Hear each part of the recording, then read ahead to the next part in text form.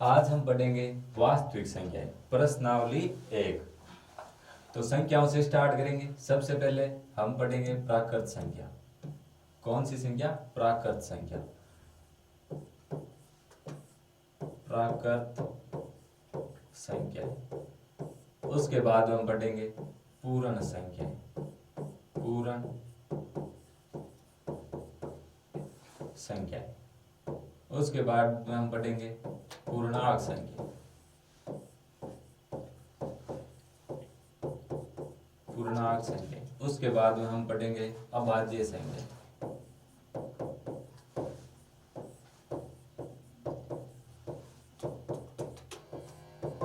उसके बाद हम पढ़ेंगे भाज्य संख्याएं।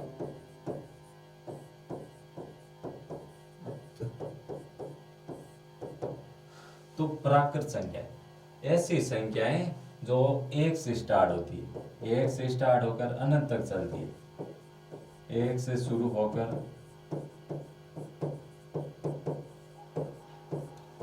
अनंत तक।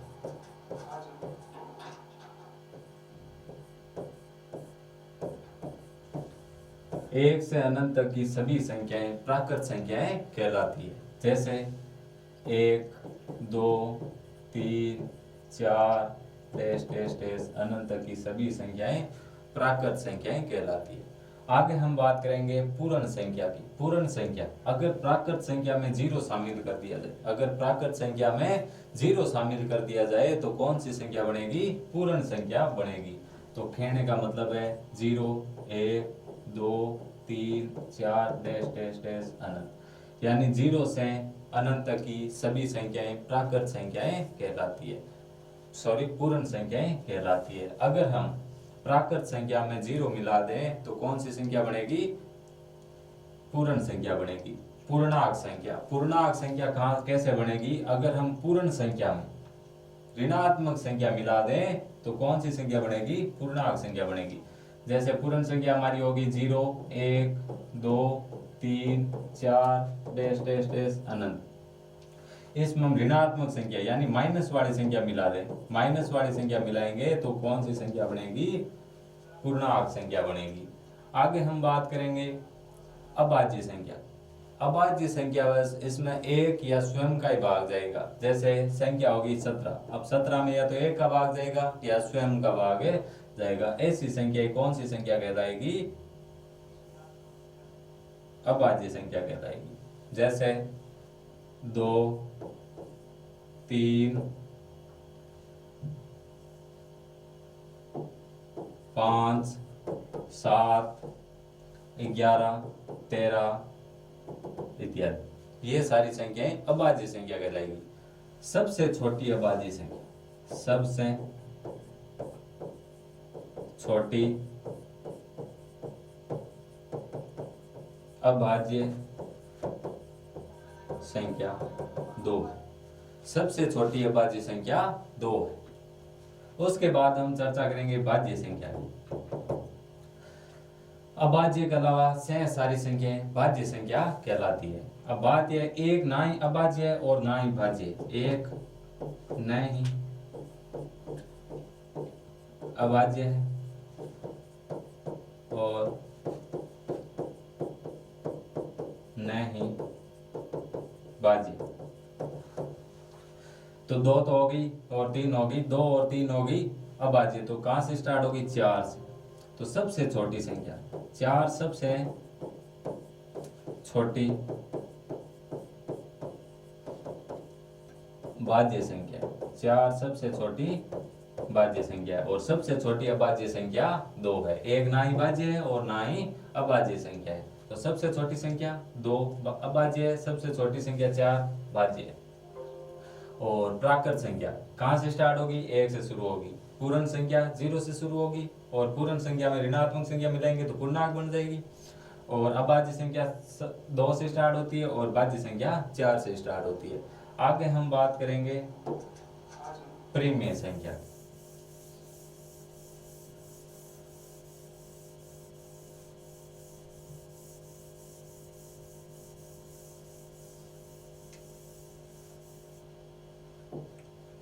परिमेय संख्या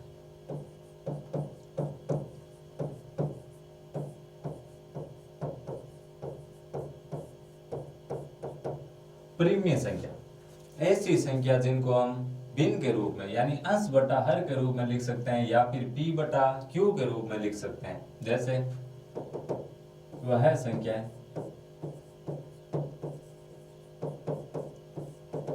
जिन्हें हम p बटा q के रूप में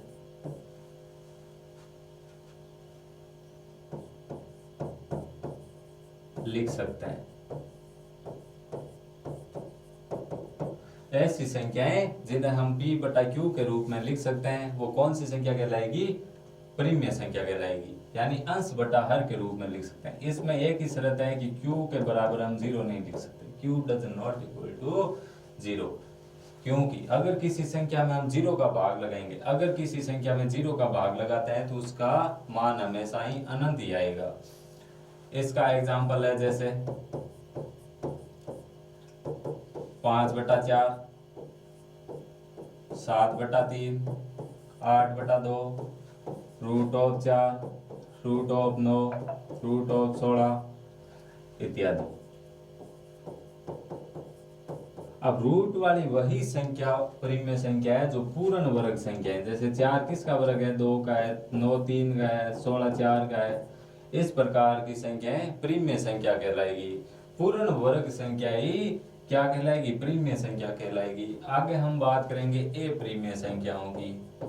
अपरिमेय संख्याएं,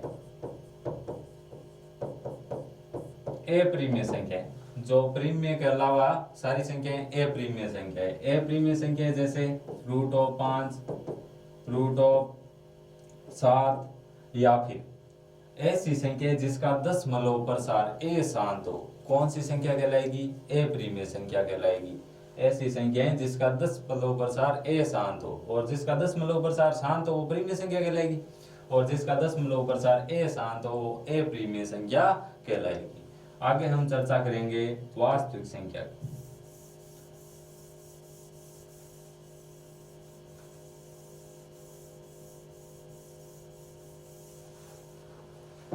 वास्तविक संख्या, वास्तविक संख्या, वास्तविक संख्या में कौन सी संख्या होगी? परिमेय और अपरिमेय। परिमेय प्लस अपरिमेय,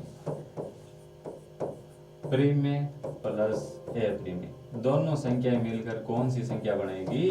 वास्तविक संख्या बनाएगी। इनमें दोनों संख्या आएगी, परिमेय और अपरिमेय। अपरिमेय और परिमेय संख्या मिलकर वास्तविक संख्या बनाएगी।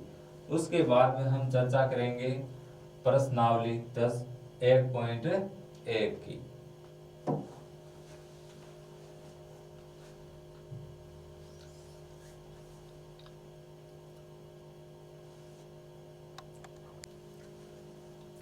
हाँ, अब हम पढ़ेंगे प्रश्नावली 1.1।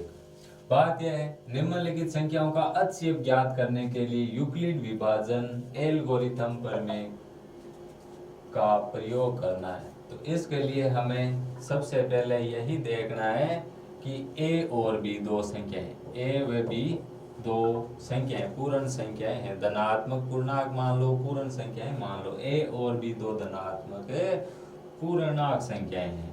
तो a का मान हमेशा ही b से क्या होना चाहिए? बड़ा होना चाहिए, क्योंकि a है वो भाज्य है। a को हम क्या मानेंगे? यहाँ भाज्य मानेंगे, और b को हम क्या मानेंगे? b को हम मानेंगे भाजक। तो भाज्य हमेशा भाजक से क्या होगा? बड़ा होगा। किस प्रमेय से? यूक्लिड विभाजन एल्गोरिथम प्रमेय से। और यूक्लिड विभाजन एल्गोरिथम प्रमेय क्या कह रहा है कि a बराबर BQ प्लस R, a बराबर BQ प्लस R होता है। यहाँ a है हमारा भाज्य, b है भाजक, गुणा q है भागफल, और प्लस R है शेष पर। तो इस प्रमेय से हमें ये सवाल करेंगे। ए है भाज्य, बी है हमारा भाजक, और क्यू है भागफल, और आर है सेंसफल। जहां इसमें क्या शर्त है कि इसमें आर का मान, किसका मान, आर का मान हमेशा ही 0 के बराबर होगा या 0 से बड़ा होगा। किस, और बड़ा किससे होगा, बी से। बी से हमेशा आर का मान छोटा आना चाहिए और आर का मान 0 के बराबर या 0 से बड़ा होगा इसके अनुसार। तो यह है हमारा यूक्लिड विभाजन प्रमेय। ए बराबर बी क्यू प्लस आर है। अब आगे इसे सवाल करेंगे हम। तो इसमें 135 तो हमारा बी है और 225 हमारा क्या है, ए। बोले तो भाज्य हमारा 225 है और भाजक हमारा 135 है। तो यूक्लिड विभाजन प्रमेय के अनुसार ए बराबर बी क्यू प्लस आर। तो ए हमारा क्या है, ए 225 है, बराबर बी हमारा क्या है, बी हमारा है 135 गुणा क्यू। क्यू अब हम भाग लगाएंगे 135 का 225 में, तो 135 का भाग जाएगा एक बार और सेंस पर रहेगा हमारे कितना रहेगा 135, इसमें से घटा देंगे तो 90, सेंस पर आया 90। अभी भी हमारे पास ये आर का मान है वो 0 नहीं आया है, आर का मान 0 आएगा तभी हमारे पास इस विभाजन प्रमेय से HCF का मान आएगा। तो आर अभी तक 0 नहीं आया तो पुनः इस प्रमेय का प्रयोग करेंगे। अब की बार जो भाजक है वो भाज्य बन जाएगा, भाजक है वो क्या बन जाएगा, भाज्य बन जाएगा। तो 135 हमारा क्या बन गया, ए बन गया यानी भाज्य बन गया है। जो सेंसफल है वो बी बन जाएगा, सेंसफल है वो आगे आ जाएगा यानी बी बन जाएगा।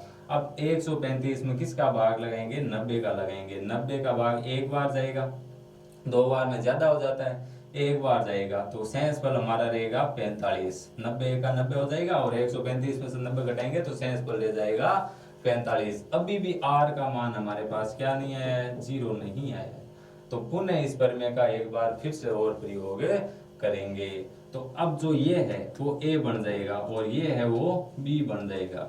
तो देखो आगे, तो पुनः प्रमेय का प्रयोग करते हैं। तो ए बन गया 90, तो बराबर में आ गया, बराबर 90 बराबर, और ये बन जाएगा बी 45। अब 45 का 90 में भाग लगाएंगे तो 45 है का 45, 45 दूना 90, तो दो बार जाएगा। अब 90 पूरा पूरा भाग गया है तो सेंसफल हमारा आ गया है 0 आ गया है, तो आर का मान आ गया 0। अब 0 आते ही जो भाजक है, जो लास्ट बार में भाजक आया है वही HCF होगा। तो HCF का मान है इसमें 45 है, कितना है 45 है, HCF बराबर आ गया 45। तो इन दोनों का HCF कितना आ रहा है, 45 आ रहा है। नेक्स्ट है हमारा दूसरा सवाल है 196 और 38,220। तो इसमें A का मान तो हो गया ये और B का मान ये हो गया 196। तो A से हमेशा ही किसका मान बड़ा, B का मान छोटा होना चाहिए A से। तो A है हमारे पास 38,220 और B है 196। तो लगाते हैं यूक्लिड विभाजन प्रमेय। तो यूक्लिड विभाजन प्रमेय क्या है, A बराबर बी क्यू प्लस आर है, बी क्यू प्लस आर है। तो A का मान है हमारे पास 38,220 बराबर B का मान है 196।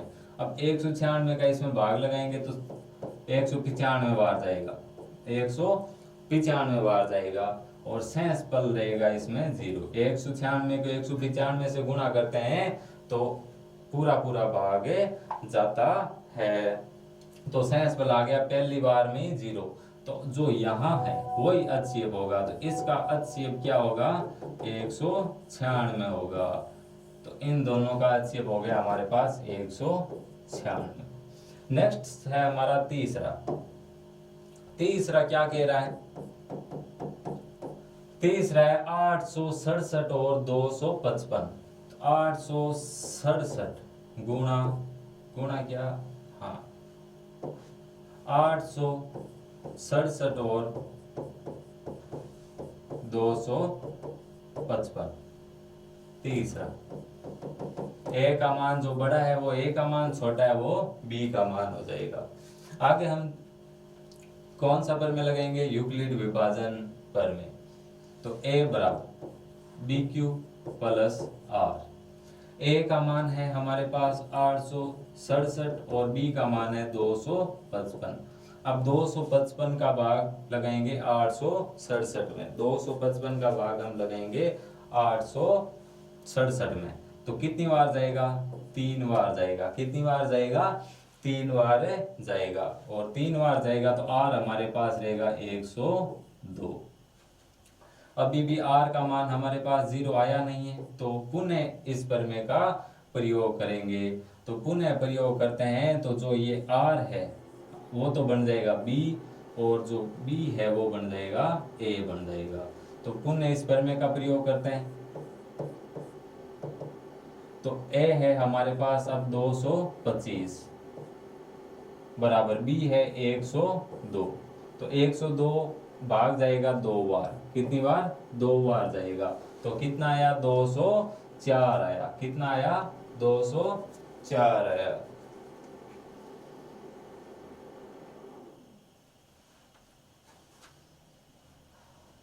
यहाँ हमें थोड़ा सा चेंज करना पड़ेगा। यहाँ है 255, यहाँ कितना है? 255 है, तो यहाँ भी 255 ही लिखेंगे। अब कितनी बार जाएगा? 2 बार जाएगा। भाग गया 2 बार, तो 2 बार में 204 आ रहे हैं। तो 255 में से हम कितना घटाएंगे? 204 घटाएंगे तो कितना आएगा? 1 5 51 आया है। कितना आया है? 51 आया है। तो शेषफल हमारे पास बचा है 51। अब क्या करेंगे? अभी भी हमारे पास r का मान क्या नहीं है? 0 नहीं आया है। r का मान 0 नहीं आया तो पुनः एक बार इस प्रमेय का हमें प्रयोग करना पड़ेगा। तो जो ये है b वो a बन जाएगा, 51 है हमारा b बन जाएगा। तो पुनः इस प्रमेय का प्रयोग करेंगे। a बराबर यानी 102 बराबर b है हमारा 51। अब 51 का 51, 51 दूना 102, 2 बार गया है और शेषफल बच गया है 0। तो अब हमारे पास r का मान क्या आ गया है? 0 आ गया। जो ये है वो हमारे पास HCF है। जो जहाँ r 0 आ रहा है और उसका भाजक है वो ही हमारे पास क्या है? HCF है। तो HCF हमारा कितना हो गया? 51 हो गया है। HCF कितना हो गया है? 51 हो गया है। तो 867 और 255 का 51, 255 का HCF हमारे पास हो गया है 51 आ गया है। कितना आ गया है? 51 आ गया है। पुनः नेक्स्ट सवाल।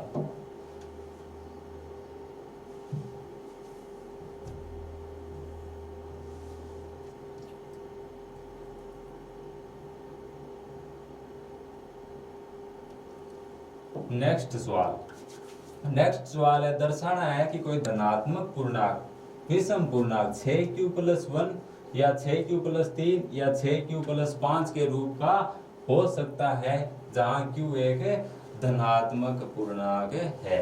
तो माना a कोई धनात्मक पूर्णांक, माना a कोई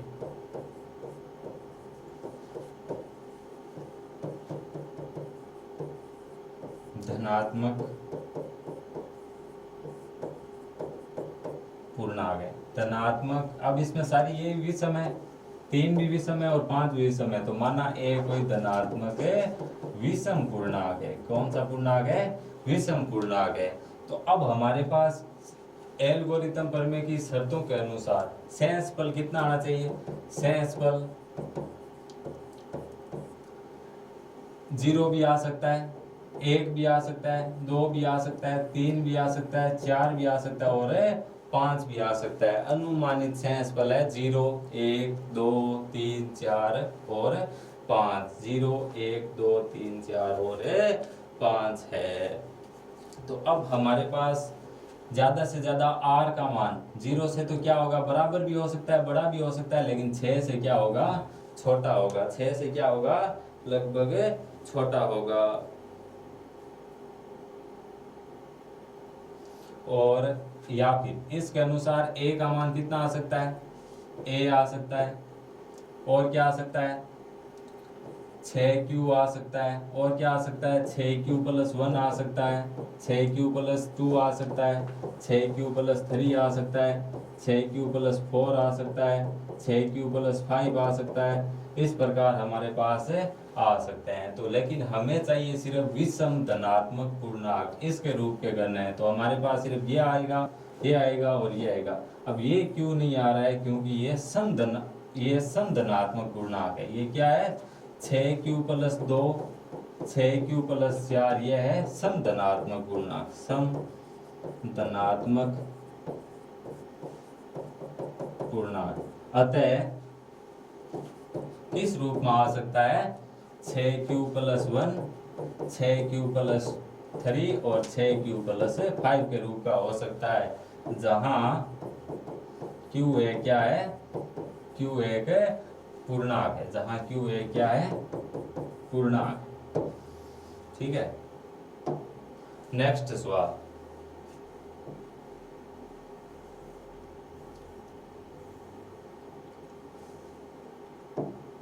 नेक्स्ट हमारा सवाल है, किसी परेड में 616 सदस्यों वाली एक सेना है की टुकड़ी को 32 सदस्यों वाले एक आर्मी बैंड के पीछे मार्च करना है। दोनों समूहों को समान संख्या वाले स्तंभों में मार्च करना है। उन स्तंभों की अधिकतम संख्या क्या होगी जिसमें वो मार्च कर सकता है? अधिकतम का मतलब HCF होता है। अधिकतम का अगर नाम आए तो HCF होगा। तो HCF निकालना है हमें। तो A का मान जो ज्यादा है वो A का मान है, और B का मान है वो कम है, वो B का मान है। A का मान हो गया 616 और B का मान हो गया हमारे 32 हो गया। कौन सा प्रमेय? यूक्लिड विभाजन प्रमेय का से हम ये सवाल करेंगे। तो वो A है, A बराबर BQ + R है। A बराबर क्या है? BQ + R है। तो अब हम क्या करेंगे? A का मान रखेंगे 616 बराबर B का मान है 32।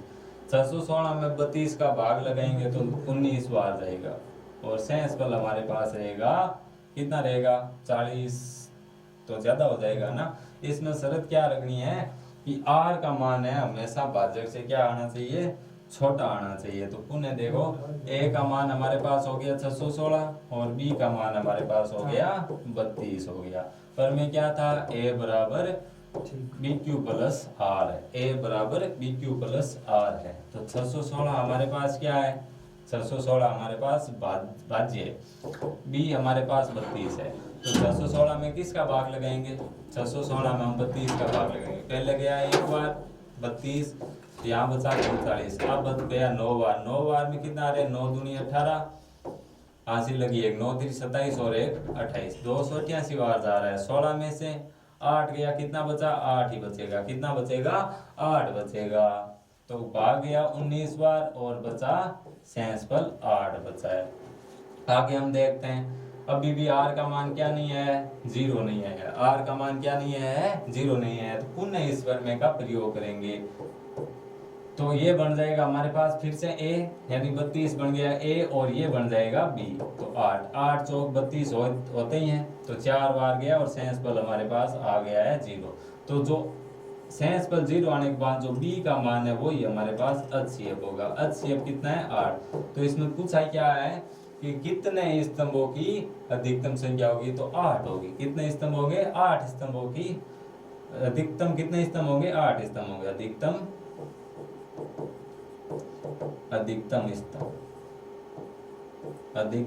स्तंभ कितने होंगे? 8 होंगे। अधिकतम 8 स्तंभ हो सकते हैं। नेक्स्ट सवाल,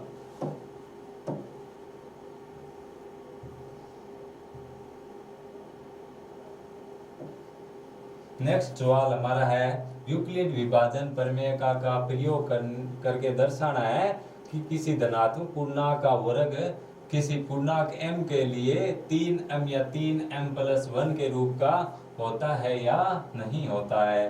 अब आगे संकेत दिया, मान लेना है x कोई एक धनात्मक पूर्णांक है। मान लेना है कि x कोई एक धनात्मक पूर्णांक है।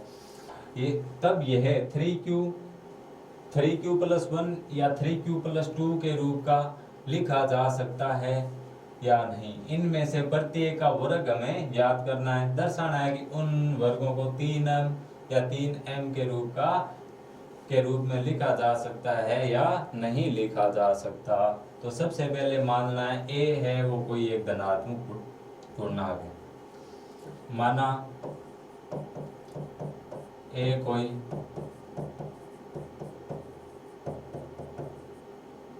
माना ए कोई धनात्मक पूर्णांक है, माना ए कोई धनात्मक पूर्णांक है, तो सबसे पहले हम क्या करेंगे, सबसे पहले हम ये देखेंगे किसके रूप में लिखना है। हमें लिखना है 3q प्लस 1 3q प्लस 2 के रूप में हमें लिखना है। तो माना x बराबर हम सबसे पहले मान लेते हैं 3q। अब इसमें क्या लिखा है, धनात्मक पूर्णांक का वर्ग लिखा है, तो सबसे पहले इन दोनों का हम वर्ग करेंगे, दोनों तरफ क्या करेंगे, वर्ग करेंगे, दोनों तरफ वर्ग करेंगे, दोनों तरफ हम क्या करेंगे, वर्ग करेंगे। तो x का भी वर्ग करेंगे तो x स्क्वायर हो जाएगा, और 3q का भी हम क्या करेंगे, वर्ग करेंगे। तो x का वर्ग x स्क्वायर हो जाएगा, और इसका 3 का वर्ग हो गया 9, और q का वर्ग हो गया q स्क्वायर। तो कहने का अब हमें क्या करना है, x स्क्वायर बराबर 3 हमने ले लिए बाहर, तो 3q स्क्वायर, यानी वापिस हो जाएगा 3 3 9 q स्क्वायर हो जाएगा ये। अब आगे हमें लिखना है m बराबर हमें एक कोष्टक वाला मान लेना है, तो m बराबर हम मान लेते हैं 3q स्क्वायर।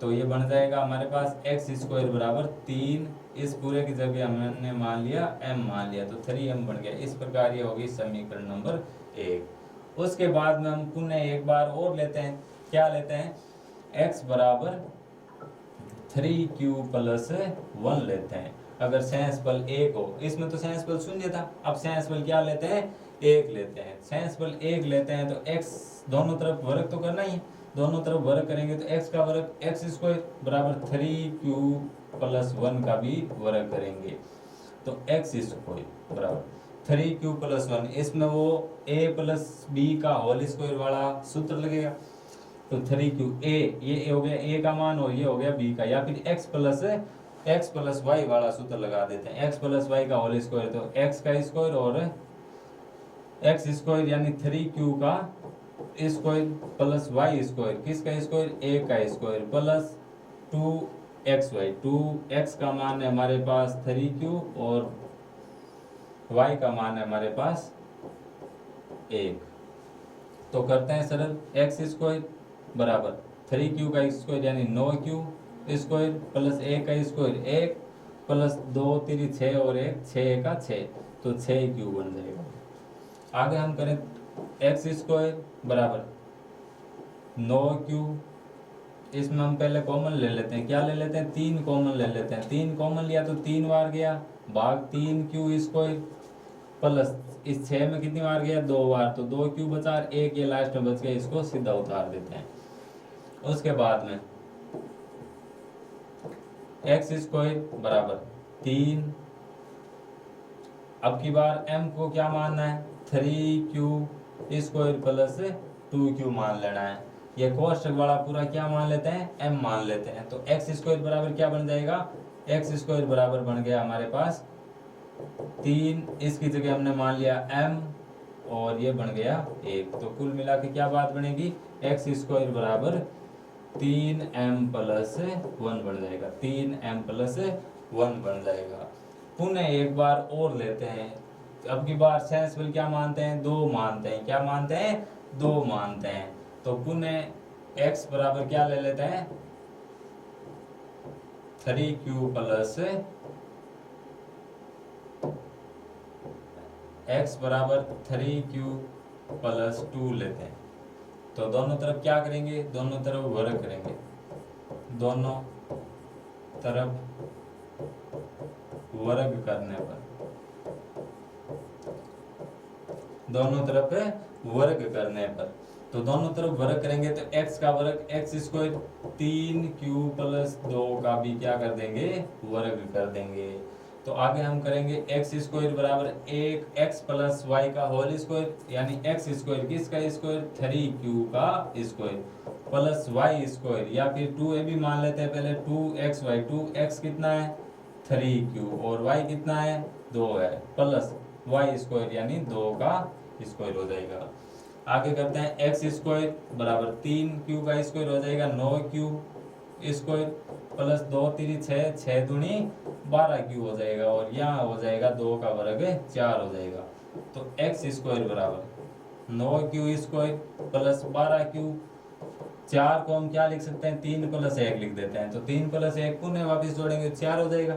तो आगे हम करेंगे एक्स स्क्वायर बराबर, इनमें 3 ले लेते हैं कॉमन, 3 को क्या ले लेते हैं, कॉमन ले लेते हैं। 3 कॉमन ले लिया तो हमारे पास क्या बचा यहाँ, 3q स्क्वायर प्लस 12 में 3 का भाग गया तो 4q बचा, और इसमें 3 आ गया तो 1 बचा, और प्लस बाहर भी क्या बच गया है, 1 बच गया है। तो m क्या मानना है, कोष्टक वाला m है, ये कोष्टक वाला सारा क्या है, m है। तो m बराबर मानेंगे 3q square plus 4q plus 1, ये सारा हो गया m। तो x स्क्वायर बराबर क्या बनेगा, x स्क्वायर बराबर बनेगा 3m प्लस 1, 3m प्लस 1, ये होगी समीकरण नंबर 3। तो समीकरण 2 तो पीछे वाली होगी, एक जो पहले बताई थी वो होगी। तो समीकरण 1, 2 व 3 से क्या हो सकता है, किसी धनात्मक पूर्णांक क्या है, x है, तो उसका वर्ग क्या हो सकता है, ये हो सकता है 3m प्लस 1, और 3m के रूप का हो सकता है, किसके रूप का हो सकता है, 3m प्लस 1 व 3m के रूप का हो सकता है। ठीक है, नेक्स्ट सवाल है 5वां।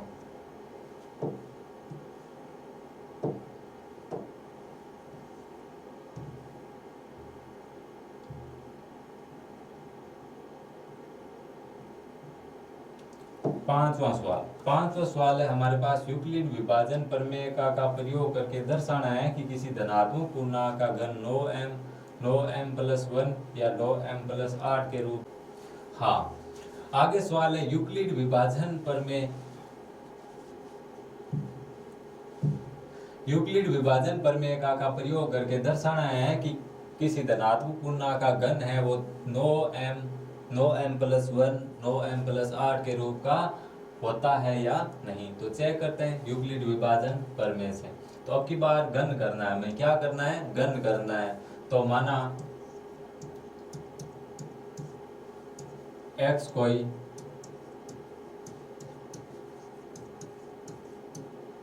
कोई धनात्मक पूर्णांक, माना x कोई क्या है, धनात्मक पूर्णांक।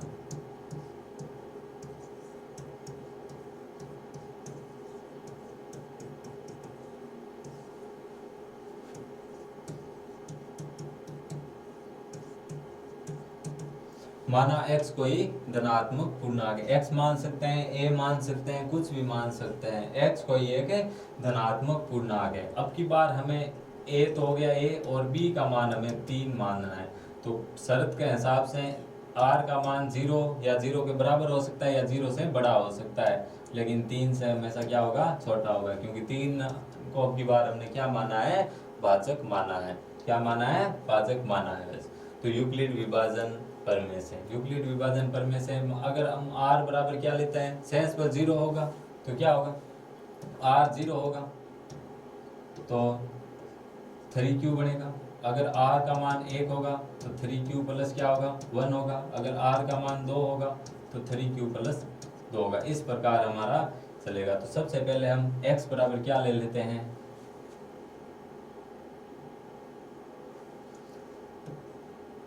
x बराबर 3q ले लेते हैं। x बराबर क्या लेते हैं, 3q लेते हैं। तो दोनों तरफ घन करना है। आपके पास दोनों तरफ क्या करेंगे, घन करेंगे।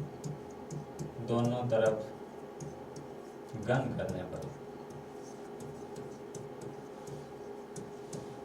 दोनों तरफ घन करने पर तो x का घन x क्यूब हो जाएगा, और 3q का घन क्या हो जाएगा, 3q का घन हो जाएगा। x क्यूब प्लस 9 का घन 27 क्यूब, इस क्यूब 27 क्यूब हो जाएगा। तो अब हमें क्या लेना है, x क्यूब बराबर 3 को हमने ले लिया बाहर, 9 को ले लेते हैं। आपकी बार 9 को हमने ले लिया बाहर, तो 9 को बाहर ले लिया तो पीछे क्या बचा, 9 3 27, 3 क्यूब बच गए।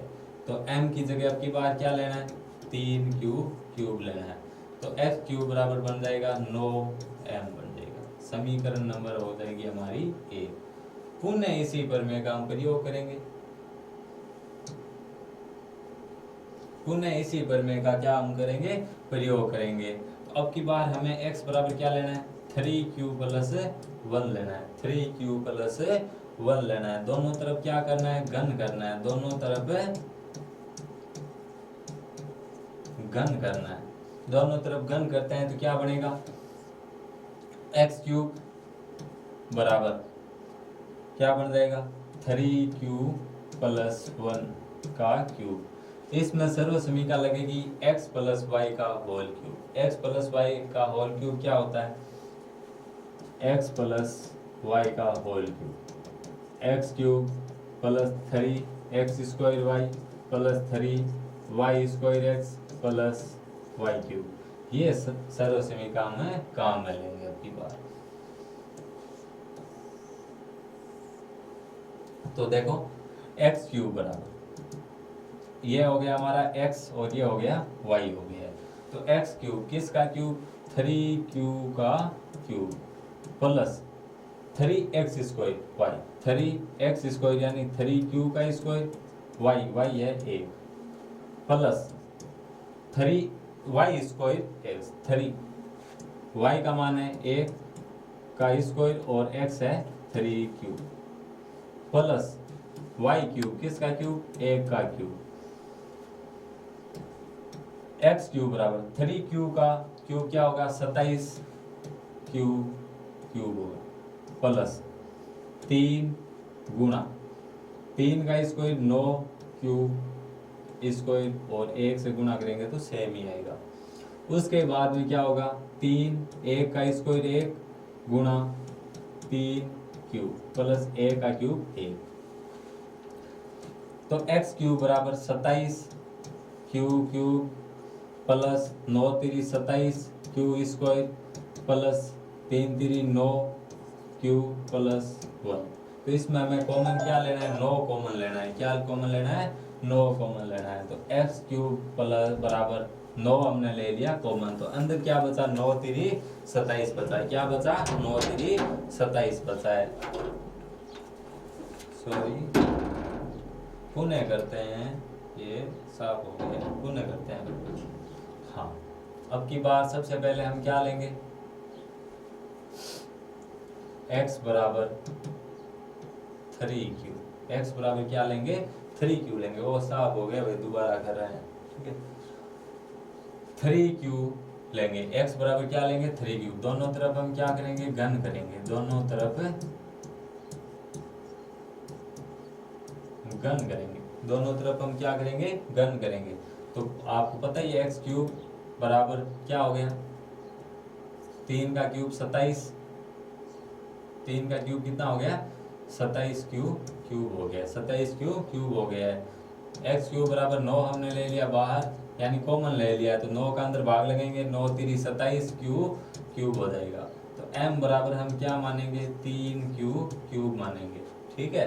तो एक्स क्यूब बराबर हो जाएगा 9, इसकी जगह तो हमने m मान लिया, तो यहाँ हम लिख देंगे m, एक्स क्यूब बराबर 9m हो गया। इस प्रकार समीकरण नंबर होगी हमारी 1।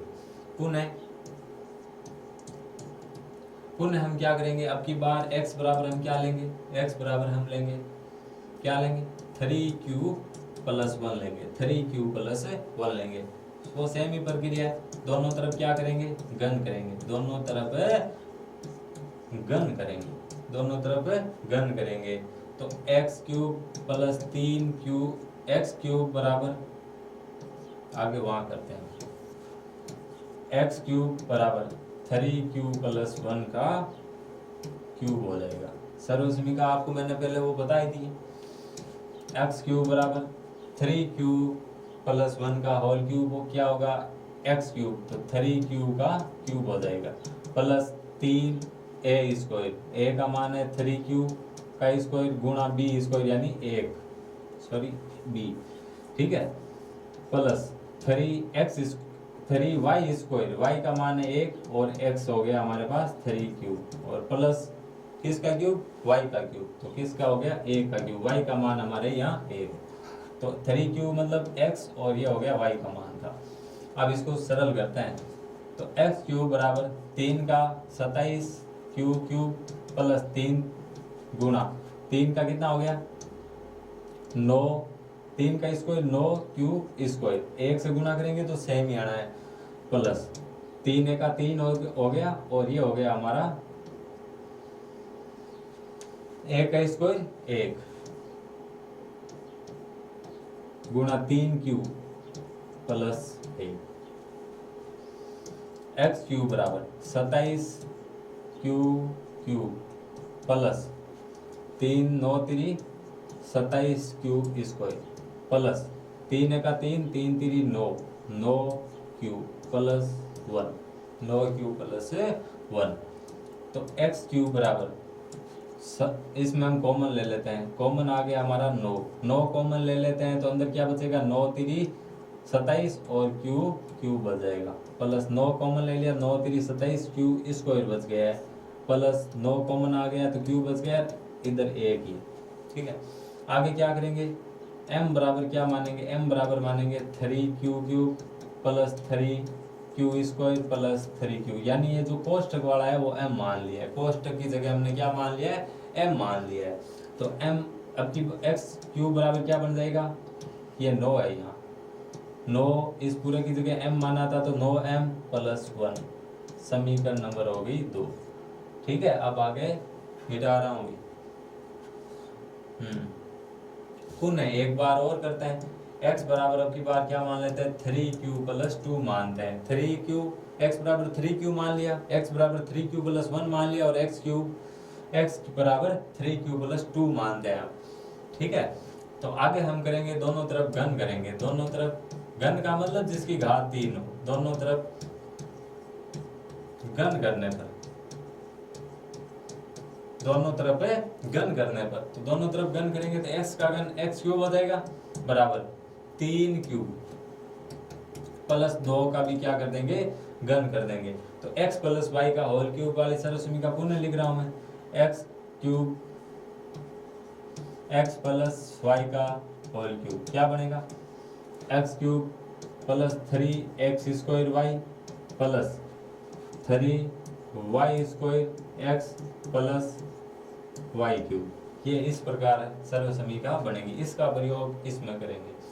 तो ये हो गया x क्यूब बराबर, ये हमारे पास x का मान है, ये y का मान है। अब वो सर्वसमीका हम लगाएंगे, x क्यूब किसका क्यूब, 3q का cube plus y 3x square y 3x square यानी 3q का स्क्वायर और y है 2।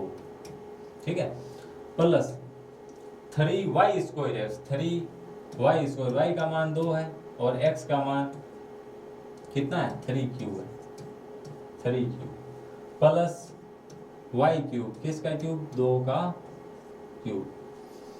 आगे चलते हैं, x क्यूब बराबर 3 का क्यूब 9 क्यूब, 3 का क्यूब कितना हो गया 27 हो गया ना, 27 क्यूब प्लस 3 का क्यूब 9 सॉरी 3 का स्क्वायर हो गया 9 क्यूब स्क्वायर और गुणा हो गया हमारा 2 प्लस 2 का स्क्वायर 4 गुणा 3 क्यूब प्लस 2 का क्यूब 8, 2 का क्यूब कितना हो गया 8 हो गया।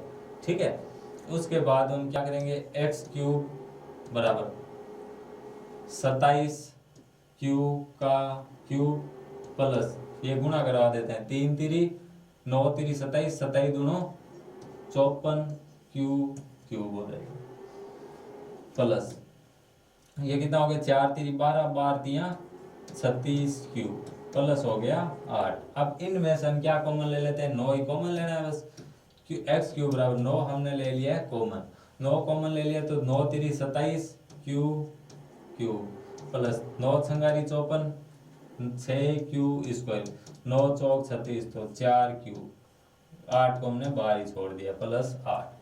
अब इस कोष्टक वाले की जगह हमने क्या मानना है, m मानना है, तो m बराबर क्या मानेंगे अपनी बार 3q cube plus 6q square plus 4q, इसकी जगह हमने क्या मान लिया है, m मान लिया है। तो आगे देखिए उधर x क्यूब बराबर क्या हो जाएगा, x क्यूब बराबर हो जाएगा क्या 9, इस पूरे की जगह हमने मान लिया m, तो 9m प्लस 8 समीकरण नंबर होगी 3। समीकरण एक क्या आती है हमारे पास? समीकरण एक थी x³ बराबर 9m। समीकरण 2 थी x³ बराबर 9m प्लस कितनी थी? 2 थी कि 1 थी? 1 थी। 9m प्लस 1 थी। ठीक है, तो समीकरण 1 थी ये, 2 थी ये, और समीकरण 3 ये अभी आई है। तो समीकरण 1, 2 और 3 से हम क्या कह सकते हैं कि यूक्लिड विभाजन प्रमेय का प्रयोग करके धनात्मक पूर्णांक को हम इस रूप में लिख सकते हैं। तो समीकरण 1, 2 और 3 से x यानी कोई धनात्मक पूर्णांक हमने क्या माना? x, तो इसका घन क्या लिख सकते हैं? 9m, 9m plus 1, 9m plus 8 के रूप में हम लिख सकते हैं। ठीक है, इस प्रकार हमारी प्रश्नावली होगी है 1.1। अगर कोई डाउट हो तो कमेंट बॉक्स में लिख देना भाई। ठीक है, आगे हम पढ़ेंगे HCF और LCM में संबंध पढ़ेंगे। HCF और LCM में संबंध पढ़ेंगे भाई।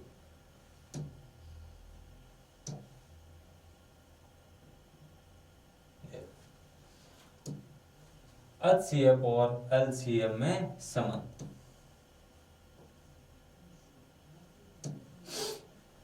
HCF व LCM में संबंध। HCF और LCM में संबंध। अब देखो LCF क्या हो गया हमारा? में से हो गया, और LCM हो गया हमारा ले से, लघुत्तम समापवर्ती और बृहत्तम समापवर्ती। ठीक है, तो इसमें संबंध इसका सीधा सा आगे एक सूत्र है कि LCM गुणा HCF बराबर A गुणा B। ठीक है, यानी ले से गुणा में से बराबर ए रो मतलब होगी पहली संख्या या प्रथम संख्या।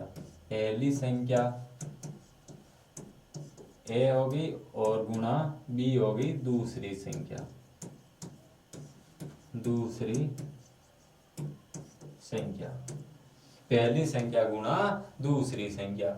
ले से गुणा में से बराबर पहली संख्या गुणा दूसरी संख्या। यह तो है सीधा सा सूत्र। अब आगे हम इसमें 2-3 सूत्र और बना सकते हैं। तो अगर हमें एलसीएम ज्ञात करना हो तो एलसीएम बराबर क्या होगा? ए गुणा बी बटा एचसीएफ। इधर आ जाएगा, इधर गुणा में तो इधर आ जाएगा, इसी से ही बनेगा सारा। अगर हमें एचसीएफ ज्ञात करना हो, अगर हमें एचसीएफ ज्ञात करना हो तो ए गुणा बी और नीचे आ जाएगा एलसीएम। अगर हमें पहली संख्या ज्ञात करनी है तो ए बराबर एलसीएम गुणा एचसीएफ बट्टा बी, और हमें दूसरी संख्या ज्ञात करनी है तो एलसीएम गुणा एचसीएफ बट्टा ए। इस प्रकार ये एक दूसरे में क्या है? संबंध है। इस प्रकार ये एक दूसरे में क्या है? संबंध है। आगे हम क्या करेंगे? आगे हम देखेंगे प्रश्नावली 1.2। आगे हम प्रश्नावली 1.2 पढ़ेंगे भाई।